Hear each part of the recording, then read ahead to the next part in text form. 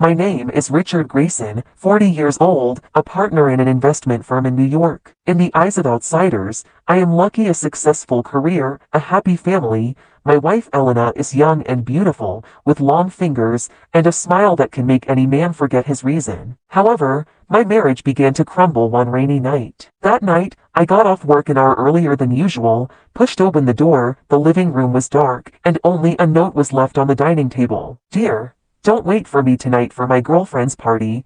It seems normal, but my heart stings faintly. Elena never goes out on Fridays, especially without telling me in advance. I went to the study to process the documents, but I couldn't calm down. Intuition tells me that something is wrong. Sure enough, when I flipped through the phone she left on the sofa, the screen lit up, a message popped up. Waiting for you tonight. Same place. The sender's note is only one letter M. At that moment, my world seemed to be cut open by a knife. Bloody doubts quickly drowned my sanity. For the rest of the day, I pretended to be normal. She was still gentle with me, making coffee for me in the morning and sleeping on my shoulder at night. But I started stalking her secretly. The first time was in a hotel. She pushed open the door of the suite with a big smile, and I saw through the glass that she threw herself into the arms of a man. My eyes went black. The man I knew, Matthew Walton, my best deputy in the company, and my brother. Betrayal. Double betrayal. I almost rushed in to tear them apart, but finally held back. Anger is not a weapon.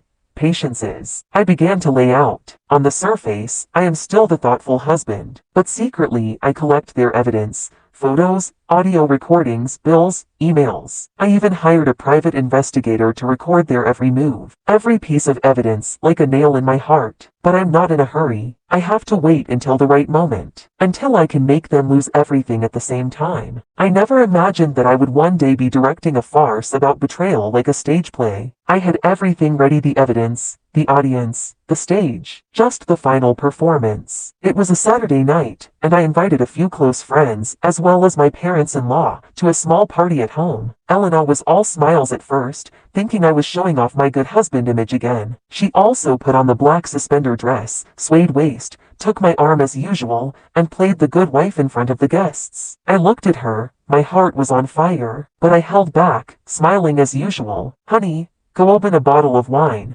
I whispered. She went into the wine cellar, and just a few minutes into her absence, I plugged the TV projection onto a USB stick. The screen lit up. In the picture, it was the corridor of a hotel. A woman entered the room and then threw herself into the man's arms. They kissed, hugged, and moved without hesitation. There was no sound, but everyone could recognize who they were. Elena and Matthew. The scene was dead in an instant. The air seemed to freeze, and even the ticking of the clock was very clear. I looked at the expressions of everyone present, the consternation of my parents-in-law, the stiffness of my friends, the whispering of my subordinates. My hands were clutching the glass tightly, my knuckles were white. What is this? A voice came from the stairs. Elena was holding the wine and just came back. Her pupils constricted, the glass in her hand smashed to the ground, and the red wine splashed like blood. I slowly turned my head and said to her, "You tell them, who is this?" Her face was pale and her lips trembled. "Richard, things are not what you see." "Oh," I sneered. My voice seemed to be squeezed out of my chest. "Not like this? Is that you? Is it Matthew?" I threw the remote control on the table suddenly, and the video switched. Next, there were screenshots of her and Matthew's text messages, transfer records, and surveillance footage of the two entering and leaving the hotel. Evidence, one after another. Her sophistry was torn to shreds. She finally couldn't hold it anymore, covering her face and crumbling and crying. "Richard, I beg you. I was wrong. I was confused. You don't." Her cries were harsh, but I didn't feel sorry at all. I looked at her, and my heart was only cold, and the people present had already seen the whole truth. My father-in-law's face was ashen and almost fainted. My mother-in-law was crying so hard. My friends didn't dare to look at me anymore. All of them were extremely embarrassed. But there was only one person. I was staring at Matthew. He was also there. He probably didn't expect me to show this in public, and his face turned blue and white. "Richard, let me explain." I interrupted him sharply. "Shut up." The voice hit him in the face like a whip. The audience was silent. I walked up to him slowly and said coldly, "You betrayed me. Not only the trust between friends, but also the loyalty of my career. Do you think I will tolerate it?" Matthew's face was pale and he opened his mouth, but he couldn't say a word. I looked around the audience like a judge, announcing the trial. Until tonight, you were my wife and my deputy, but from this moment on you are nothing. The party ended in a hasty manner. Everyone left, leaving only a mess. Elena knelt on the ground, crying so much that her whole body trembled. Richard, please don't ruin me. Don't let others know too much. I was wrong. I looked at her condescendingly. My eyes were like a cold knife. It's too late, Elena. There's no way out for you and Matthew. She looked up blankly, finally realizing that the real revenge had just begun. I always thought that the most terrible betrayal came from the enemy, but now I understand that the sharpest knives are often hidden in the hands of those closest to me. After that night, I didn't forgive as she expected. There were no arguments, no physical conflicts. I just collected the evidence coldly and locked everything in the safe. Then, as usual, I went into the study and lit a cigar. But I knew in my heart that from this moment on, I would no longer be that forgiving husband. I would make them pay. The next morning, I went out as usual. Elena's eyes were swollen from crying, and she knelt in the porch and tried to hold me. Richard, please,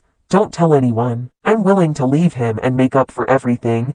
I looked down at her and smiled faintly. Make up for it? What do you take to make up for it? Take your cheap regret? Or your dirty body? She was stunned. Tears fell again. I shook her hand and left. The moment the car door closed, I swore coldly in my heart. I will make her understand that the price of betraying me cannot be redeemed by tears. Matthew is not only my partner, but also one of the most trusted executives in the company. He thought we had only personal grudges and that as long as I didn't make it public, he would still be able to sit in a high position. But he was wrong. I submitted a report to the board of directors. It detailed Matthew's illegal activities, embezzlement of public funds, private contracts, kickbacks. This information was not fabricated out of thin air, but evidence I already had. At that moment, his face was so pale that he could hardly breathe. The directors threw disdain and anger at each other. No one believed him anymore. In the end, Matthew was forced to hand over his shares, resign, and leave the company. The media quickly captured the scandal,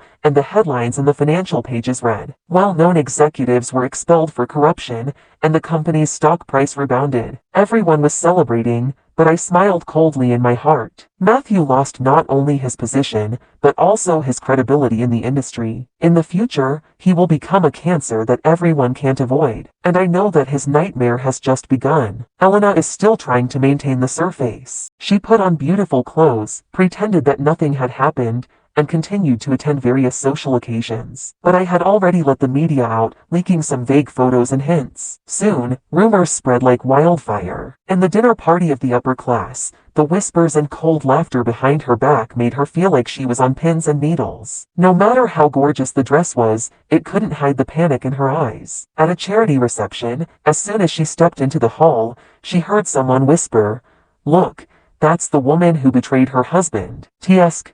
Shameless." She was pale on the spot, forced to smile, but her hands kept shaking. When she got home, she finally broke down, tore her dress, and yelled at me, "Why are you doing this to me? Can't you spare me once?" I walked over, pinched her chin, and made her look me straight in the eyes. "Forgive you, Elena? When you opened your arms in the hotel, did you ever think that I would hurt? Now, what you have to endure is just the beginning."